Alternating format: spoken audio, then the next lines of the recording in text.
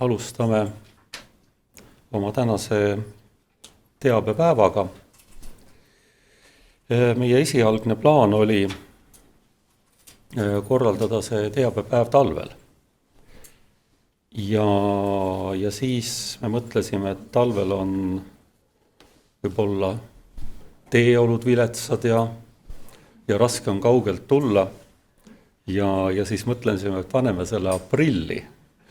Et siis on lumi sulanud ja päike paistab. Aga see, mis on viimastel päevadel, eriti Tallinnas ja Virumaal toimunud ja tegelikult üle Eesti, see on tüüpiline Eesti kevad. Nii et need, kes on jõudnud oma rehvid, suverehvide vastu vahetada hommikul, kui ma Tallinna linna peal sõitsin, siis oli näha, et neid õnnetuid oli väga palju.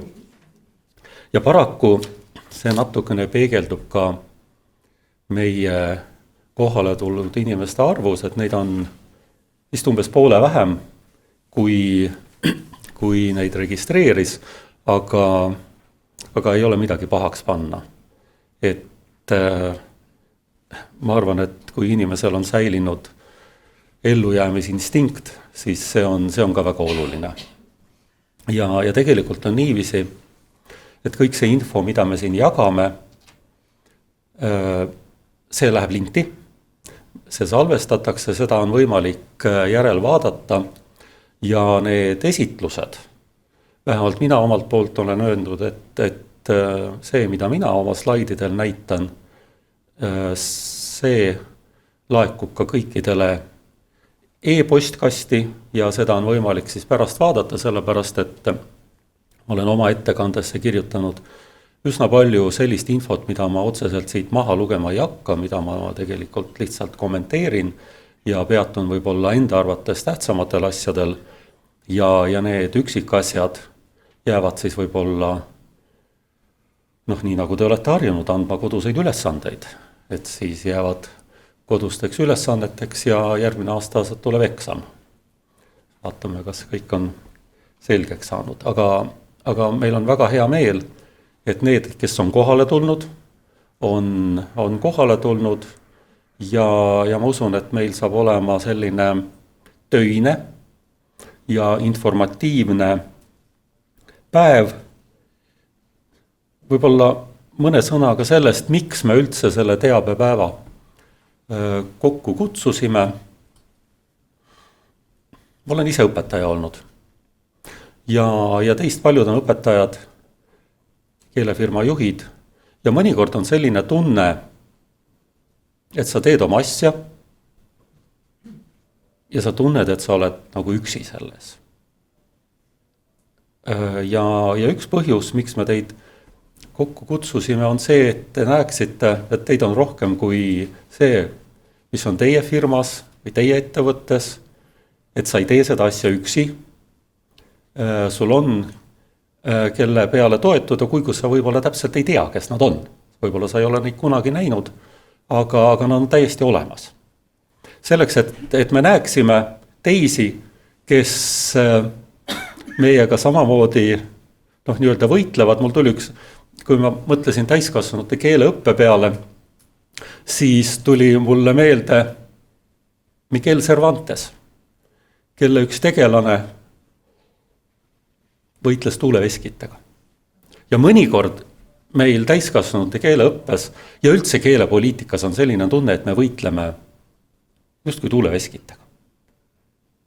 Ja kui sul on samal ajal veel selline mõte, et sa oled nagu üksi sellest, siis ma üldse ei imesta, kui nii mõnedki pedagoogid, õpetajad on mõnikord masendunud. Et sa teed ja mitte midagi ei muutu. Me kutsusime teid selleks kokku, et me üheskoos mitte ei masenduks, vaid rõõmustaksime, et meid on palju ja me kindlasti saame hakkama. Ja arvestades seda, mis meie elus praegu toimub, mis meie ümber toimub, siis väljakutseid on meil väga palju. Üks põhjus, miks me teid kokku kutsusime, on ka see, et 2015. aasta 1. juulil jõustusid täiskasvanute koolituse seaduse ja keeleseaduse muudatused ja nendele keelefirmadele, kes valmistavad isikuid ette tasemeeksamiks, tuli loakohustus ja üle 120 firma on tegevusloa saanud erinevatel keeleoskustasemetel, väga paljud kõigil tasemetel. Ja sellega seoses on keelefirmadel olnud Haridus-Teadusministeeriumiga ja Keeleametiga üsna tihe kirjavahetus. Ühelt poolt teie ja teiselt poolt meie ametnikud.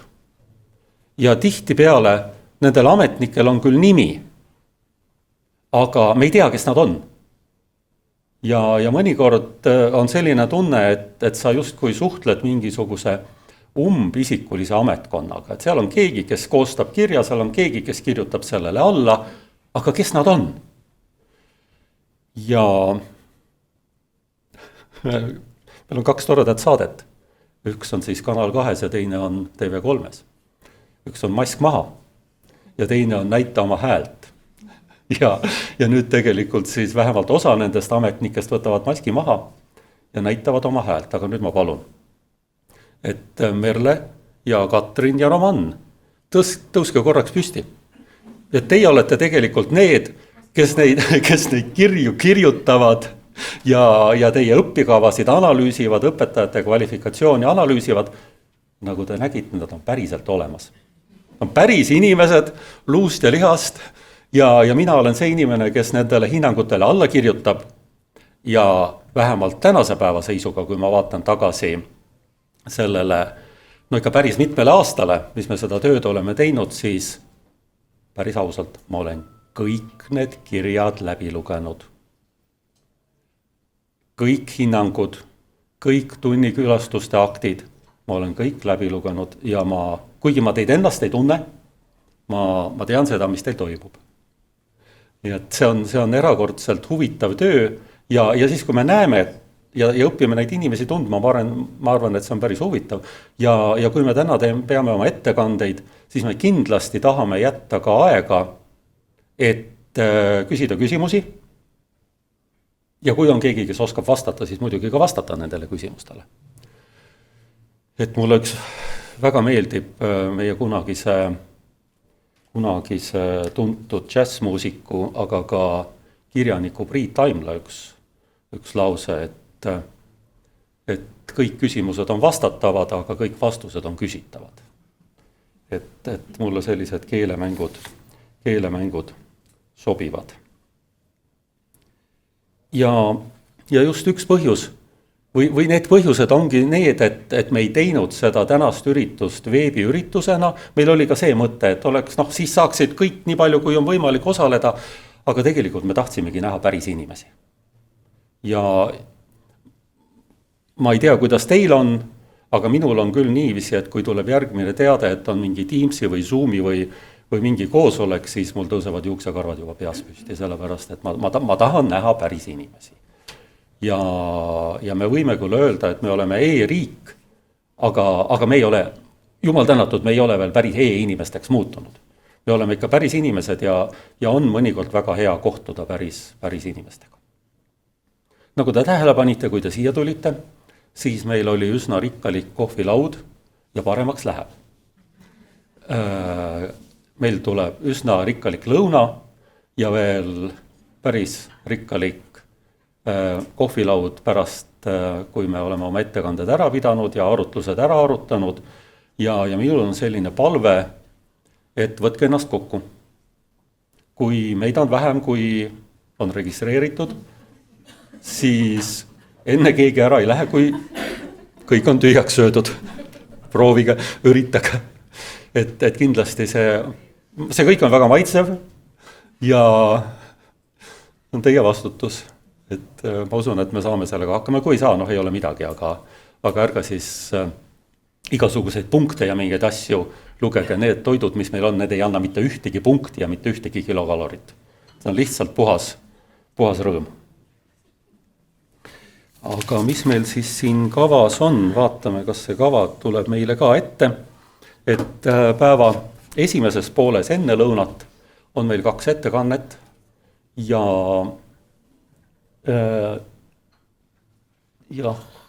täiskasvanute eesti keele õppe õigusraamistik ja peamised sihtrühmad. Et mina siis räägin natukene õiguspoolest ja natukene laiemalt kui see, mis keelenõudeid otseselt puudutab ja just selleks, et meil oleks selline ühtne natukene laiem arusaam sellest, millises ruumis me tegutseme. Siis Merle Loodus-Adamson räägib kõigest sellest, mis on seotud nende õppekavade ja tegevuslubade menetlemisega. Just see kogemus, mis me oleme omandanud, et seda natukene jagada, millised võib-olla probleemid on välja tulnud, mis on hea, mis ei ole nii väga hea.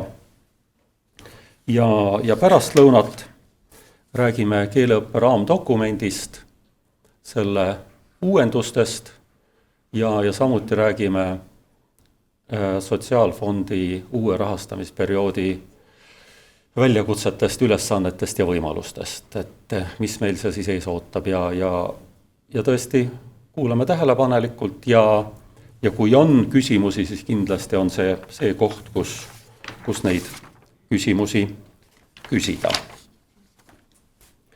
Ja nüüd siis selles paberis, mille Pille mulle saatis, on selline lause, et annan sõna Ilmarile.